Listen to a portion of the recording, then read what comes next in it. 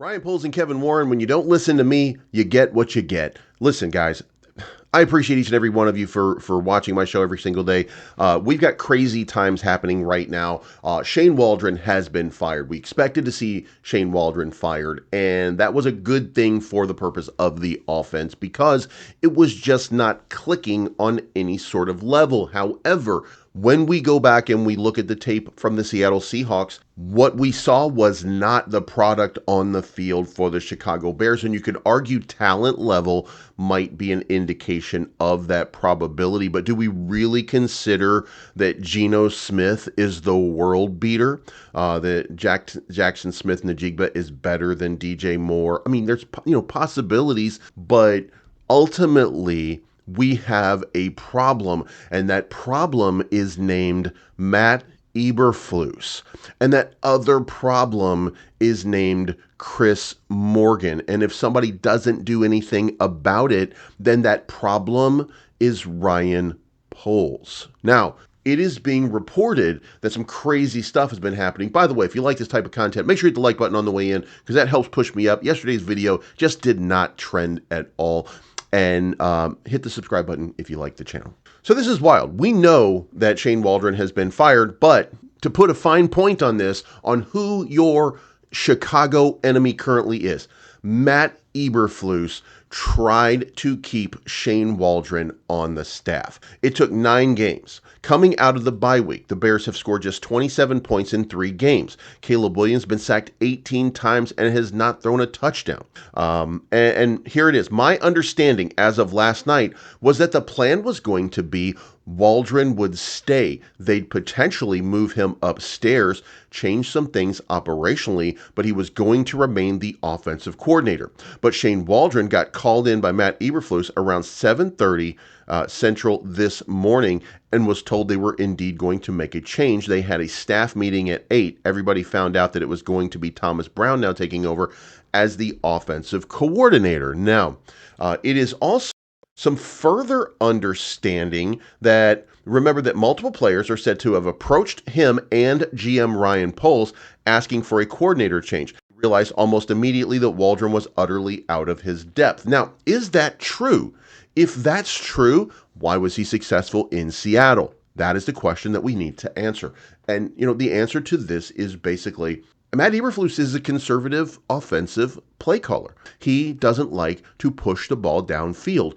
It is entirely possible that he was pushing to just continue to do what we've always done, and he wanted Shane Waldron to run the offense that he likes as opposed to the one that Shane Waldron liked. That is really the only thing that makes sense. And by the way, you cannot like Shane Waldron. That is fair to not like him. He doesn't have a great personality. I don't know how you sit through Cliff Kingsbury. I don't know how you sit through guys like that and come away thinking, yeah, Shane Waldron is the guy.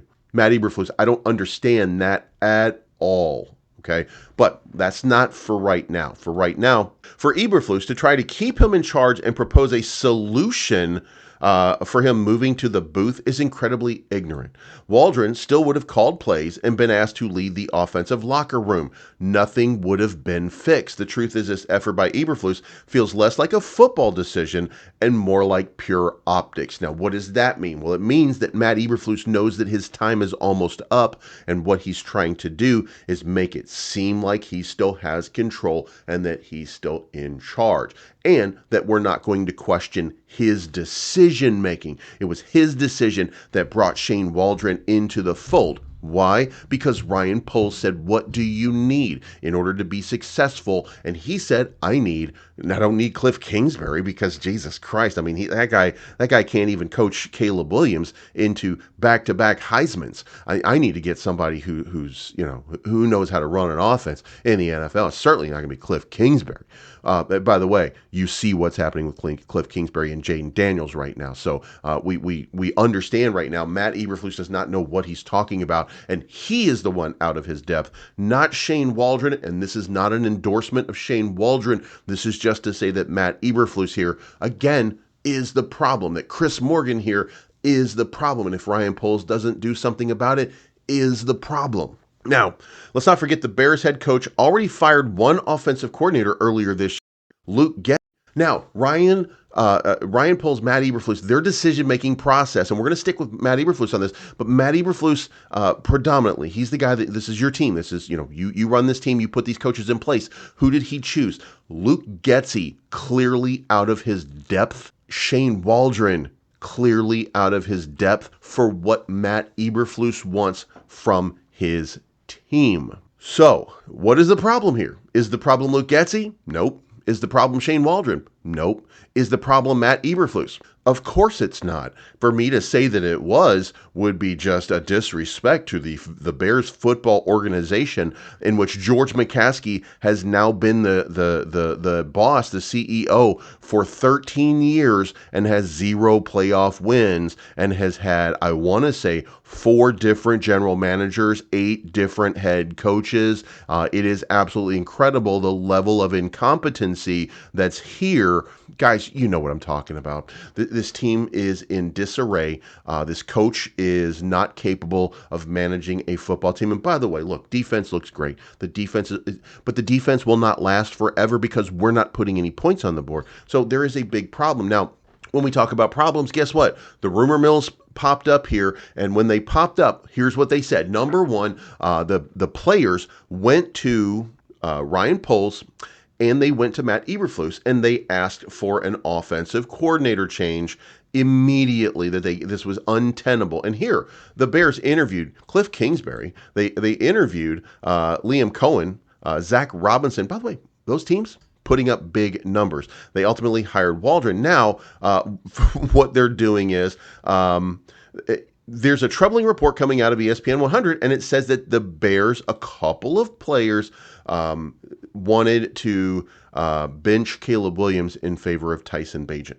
And by the way, you've seen the product on the field. You've seen some very simple passes that are being missed by Caleb Williams. You've seen a young quarterback who really right now looks to be just a little bit shell-shocked. Shell-shocked because his offensive line is doing him no services. The schemes and the protection of that offensive line are just, it doesn't even make sense. The only thing that doesn't make sense about this team is that the offensive line under Chris Morgan still makes no sense to the scheme of the offense. Everything is disjointed. Everything is out of order. And Chris Morgan is still here, by the way.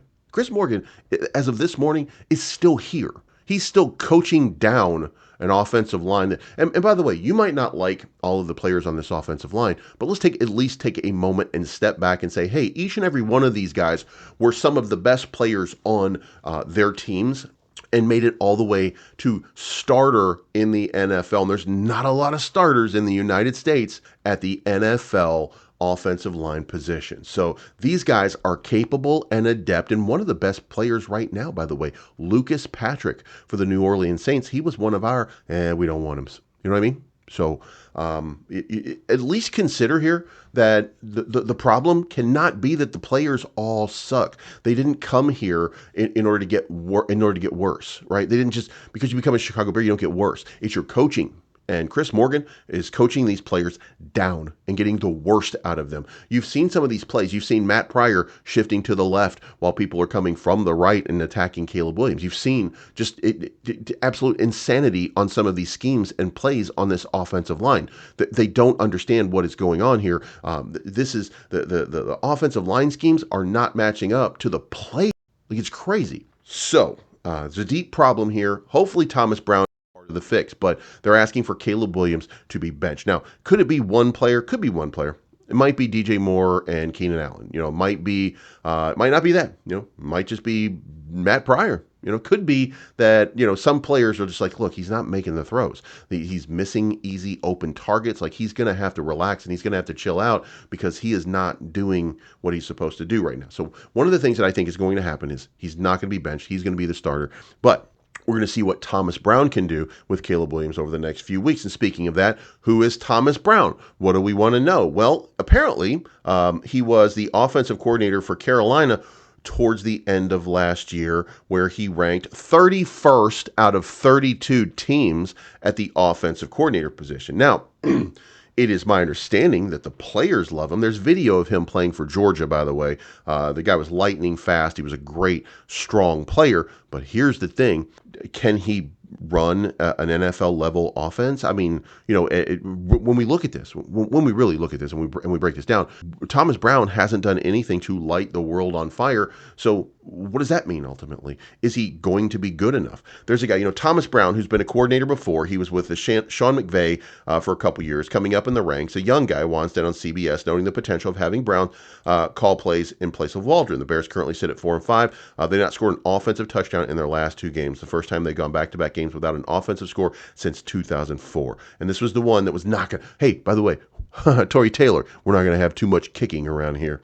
But as things stand, the Bears have the league's third worst offense in terms of yards per game, averaging 277.7 yards. The Las Vegas Raiders, who are just ahead of the Bears in this category, recently fired Luke Getsy, formerly Chicago's offensive coordinator. So could it be that Luke Getsy's not that good? Yeah, it could be. But when we talk to Shane Waldron, the one common denominator there, again, Matt Eberflus. So the Bears averaged 323 yards per game under Getsy and have now regressed by 50 yards per game. Do you think maybe that's Justin Fields' legs? Probably.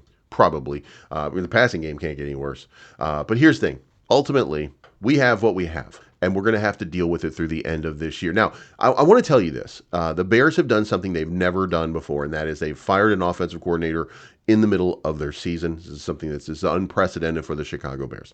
Continuity is something that's very big for them, and Ryan Poles is big on continuity too. Now, that being said, there is a distinct possibility that if this team does not impress against Green Bay. And look, I don't think that you have to win against Green Bay to impress Ryan Poles, but you have to start scoring some touchdowns, and you have to start looking like a team that's starting to gel together, that's working hard for a common goal. You have to look like a team. Now, if you look like that team and you come in and maybe you surprise Green Bay, or maybe you hold up very well against Green Bay, then that's going to buy one more week. With the idea this, Matt Eberflus is 1 foot out the door. I'm here to tell you, Ryan Poles cannot continue to do his job with Matt Eberflus in charge. He is destroying this team. He is mismanaging this team. He is failing the city of Chicago on every level. So the question at this point would be, when is Ryan Poles going to pull the trigger on Matt Eberflus? Well, if he wins, we're not going to be talking about it. If the offense suddenly looks adept and capable, I want to tell you, by the way, there's two things. Number one, if it suddenly turns around and the Bears start to look like an offense that's capable of accomplishing a few things, then I'm going to tell you what that means. Number one, it means that Matt Eberflus has stopped forcing the conservative approach. He's stopped forcing plays on his offensive coordinator. He's just letting the team do what the team does, and he's just overseeing it. But look, you got to give the offensive coordinator his opportunity, and we'll see whether he does or not. But ultimately, I think this is the end of Matt Eberflus. I'm hoping this is the end of Matt Eberflus. I'm hoping that we get somebody capable who is a leader of men. And Matt Eberflus to this point has been okay. It took a long time for him to lose this team, but he did eventually lose this team. So we need to find a leader of men who will lead the Chicago Bears into the future, and it cannot be at this point Matt Eberflus. Let me know what you think in the comments down below.